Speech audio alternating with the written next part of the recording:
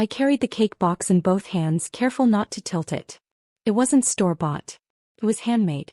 Hours of sweat, emotion, and precision, all packed into one fragile layer of sweetness. But none of that mattered. Because as I reached the church hall door, my aunt looked me in the eye and said, "We already ordered a better one, you can take yours back." She didn't even flinch. Just brushed past me like I was a delivery girl who'd knocked on the wrong door. I stared at her. Not because I didn't hear her, but because I did. And still I smiled. My name is Camila.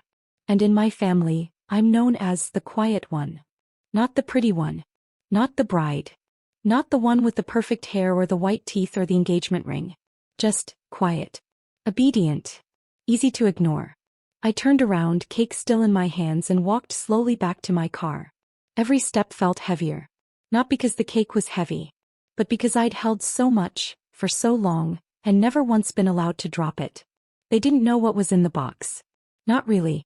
And they had no idea what they'd just thrown away. You see, the cake I baked wasn't just for the wedding.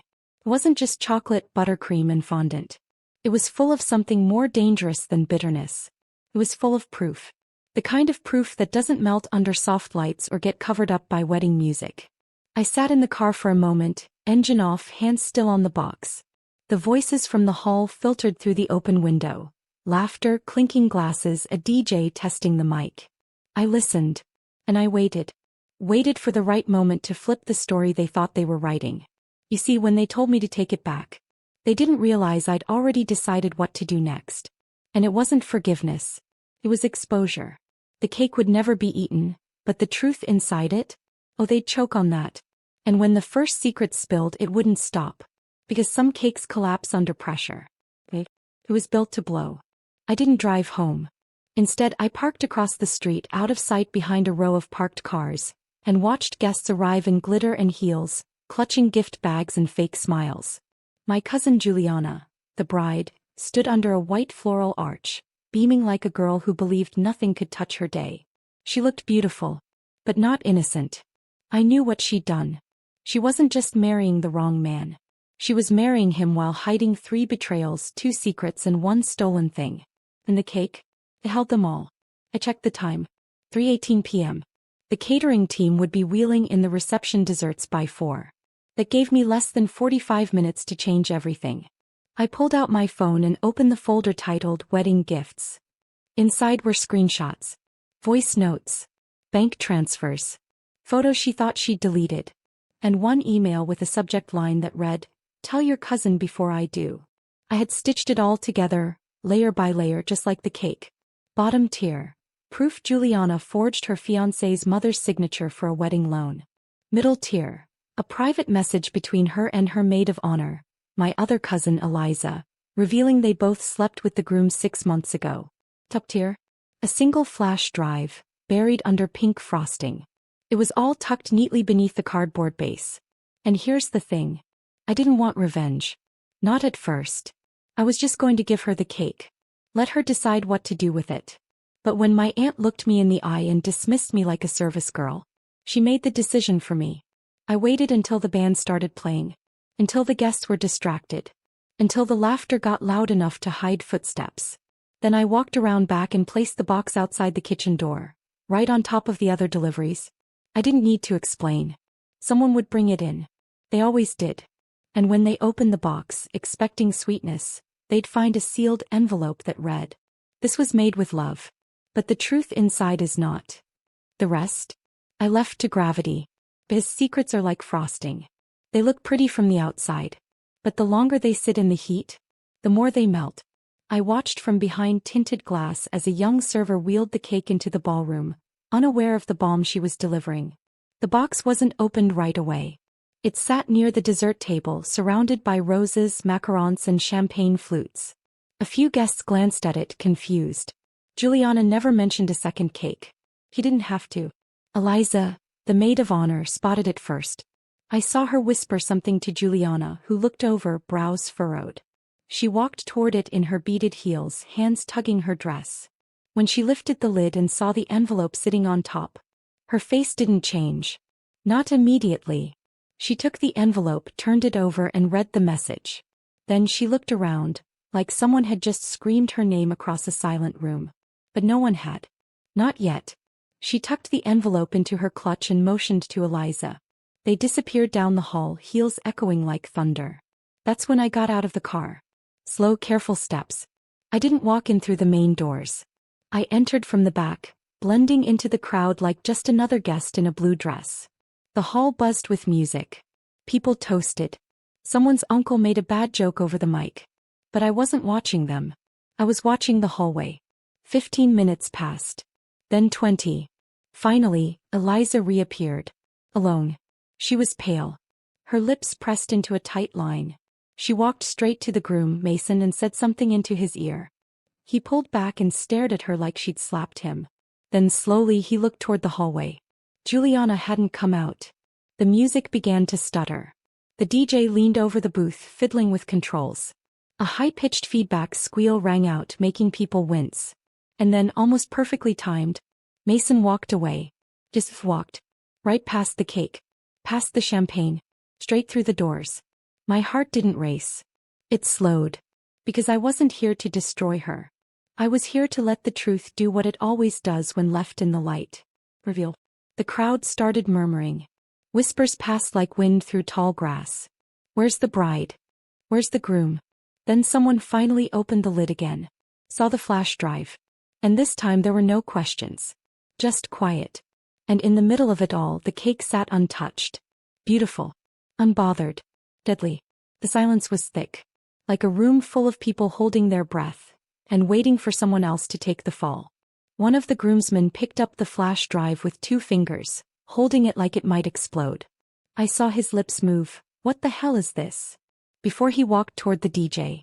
I moved closer, hugging the edge of the dance floor, just one more shadow in the crowd. The DJ plugged it in. And on the massive projection screen, meant for wedding slideshows and love stories, a file folder appeared. Wedding gifts. He hovered for a second. Then clicked. First up, a voice recording. It started with laughter. Familiar.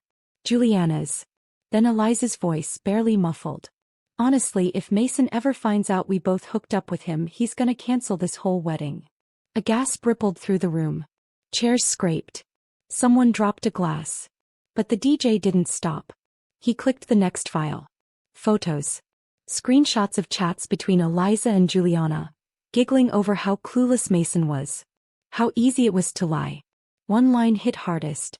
At least if she marries him, we'll always have that over her. They weren't talking about me. They were talking about Ava, Juliana's old best friend, the girl Mason dated before this circus began. The one Juliana had stolen him from. And the final file? A scanned PDF. It was the forged loan agreement, $18,000 signed under Mason's mother's name, 3 weeks before the wedding. Tell your cousin before I do. He didn't. Now I had. Juliana still hadn't returned. Because once the envelope was opened, there was nothing left for her to say. I stepped outside, needing air. Needing space. And there he was, Mason, standing by the parking lot, his tie loose, staring down at the pavement. He didn't see me at first. But when he did, he didn't look surprised. You knew? He asked quietly. I nodded once. For a long time. Why didn't you tell me earlier? I looked at him for a beat. Then said, because you wouldn't have believed me without frosting on it. He laughed. A sharp, empty sound. Then he rubbed his face and whispered, she said I was the best thing that ever happened to her. I didn't answer. Some lies don't need correcting. They just need air and time to rot. Inside, the music had stopped. Outside, the truth had bloomed. And the wedding? It was over. I didn't walk back in. Not because I was scared. But because I'd already done what I came to do. And sometimes the quietest exits leave the loudest echoes. From outside, I could still hear the voices rising. Some guests had pieced it together. Others were too stunned to move. Eliza had vanished. Mason's best man was yelling at someone near the bar. The mother of the groom? She was holding the printout of her forged signature with trembling hands. And Juliana? Still missing. I leaned against the brick wall, eyes closed, breathing in the chill of late afternoon. The same hands that had baked that cake now felt strangely light. Like I'd finally dropped something I didn't know I was carrying. Behind me, the door creaked open. Footsteps. Then a soft voice. You did this. I turned. It was Aunt Rachel, Juliana's mother. The one who told me hours ago to take it back. Now she looked like she'd aged 10 years. No, I said calmly. She did this. I just stopped covering for her. Her lips trembled. I trusted you. We all did. I gave a sad smile. No, you tolerated me. Because I was quiet. Because I didn't make waves. Because I always showed up, with the gifts, the food, the favors, and never expected a seat at the table. She blinked. Like she couldn't quite recognize me. I stepped closer. And all I ever brought you was truth. You just didn't like how it tasted. She opened her mouth to respond, but then, slam. The main doors burst open. Juliana stood in the entrance, hair wild, mascara smeared, veil gone. Gasps echoed. She looked at the crowd like they were strangers. Then her eyes locked on mine. And just for a second, a flash of something real. Not anger. Not shame. Grief. The kind you feel when you finally see the mirror. And hate the reflection. She turned and walked out. Past her groom. Past her mother. Past the cake. Nobody stopped her. Not even me. Because sometimes the most honest thing you can do for someone you love is to let them fall. And when the ones who've hurt you finally hit the ground, you don't need to clap. Just exhale. I walked away as whispers swirled behind me. No apology. No scene. Just the soft click of my heels against the pavement. And the knowledge that this time, I wasn't the one being sent home. The next day my phone didn't stop buzzing. Messages poured in like floodwater from a pipe nobody fixed. From unknown numbers. From family. From ghosts who'd never bothered to call before. Some were silent, just, or question marks. Some weren't. How could you do this to Juliana? That was a private matter. You embarrassed the whole family. You could have ruined her future. I didn't reply. Not to any of them. Because no one asked why I had done it. Only how dare I? That's what families like mine do. They protect the appearance of unity while bleeding behind the curtains. Truth is poison. And silence is sacred. By noon my mother called. I stared at the screen, heart thudding, before finally picking up. Her voice was cold. No hello. You humiliated your aunt. I paused. Did you hear the recordings? She didn't answer. Instead, you don't air dirty laundry. Not like that. Not at a wedding. I sat in silence, letting her disappointment drip through the line. Then I said softly, you mean not in public? Because in private you all already knew, didn't you? She went quiet. I pictured her sitting at her kitchen table, clutching her mug like it might defend her. I continued. She forged documents. She cheated. She stole. And you still expected me to keep her secret, just so the family name wouldn't wrinkle. You think this makes you better than us? She snapped. No, I said gently. I think it makes me free. She hung up. I let the silence sit. Let it grow roots. Then I turned off my phone. Later that evening I walked through my apartment. The quiet chaos of unpacked boxes, my half-finished art project on the table, the smell of old cake batter still lingering in the kitchen. It was small. Unimpressive. But it was mine. Nobody had ever thrown me a party. Nobody ever asked if I wanted a slice of celebration. So I lit a candle. Sliced a leftover piece of my untouched cake. And ate it, alone. Not bitter. Not triumphant. Just still. Because revenge doesn't always taste like fire. Sometimes it tastes like quiet, sugary peace. And for the first time in years, I didn't feel like a background character in someone else's celebration. I was the baker of truth. And they all got a piece. 3 days passed. No texts. No calls. The world went back to spinning, but mine stayed still. Until a knock came at my door. I wasn't expecting anyone. I looked through the peephole.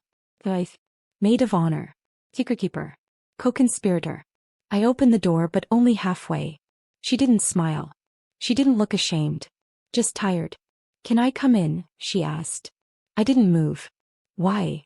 She glanced down at the envelope in her hand. I think you forgot something. I stepped back and let her in. She walked slowly, like someone trying not to trip over guilt, and sat on the edge of my couch. I stayed standing. She handed me the envelope. Inside was a photo of me at my own 18th birthday. Alone, holding a homemade cake, candles burning low. No one else in frame. I remembered that day. My parents had forgotten. Juliana had a cheer competition. Eliza had texted me, "Sorry girl, next year." No one came. Eliza looked at me now, eyes softer. "I found it in my drawer last night," she said. "Didn't even remember taking it." I didn't say anything. She sighed. "We were cruel. I was cruel. You were always the one who watched. Remembered. But we never thought you'd speak." I raised an eyebrow. "And now?" She shook her head. "Now I know silence doesn't mean safety. It means loading." For a second the weight between us was unbearable. Then she stood. "I'm leaving," she said. "Moving to Arizona. Getting away from all of this." I blinked. "That's sudden." "Not really," she replied. "Everything fake burned down last weekend. I'm just walking through the ashes." At the door she turned. "One day you'll need to forgive yourself too." I tilted my head. "For what?" "For holding it all in so long," she said. Then she left. And for the first time, I didn't feel heavy. I held the photo in my hand. Me young, smiling, alone. That cake had no frosting. Just honesty. Back then it was enough. Now I finally understood. You don't need a crowd to validate your truth. You don't need applause to justify your boundary. And you don't need permission to say, "This is as far as you get to hurt me." That night I burned the photo. Not out of spite, but because the girl in it deserved a new frame. And this time, she'd be standing in it. A month passed. The wedding photos were never posted. No thank you cards were sent. And Juliana's name, once echoing through every family group chat, had gone silent. Mason moved out of state. The venue posted a vague apology about a cancelled celebration and refunded part of the deposit. I heard all of this secondhand. Because I didn't ask.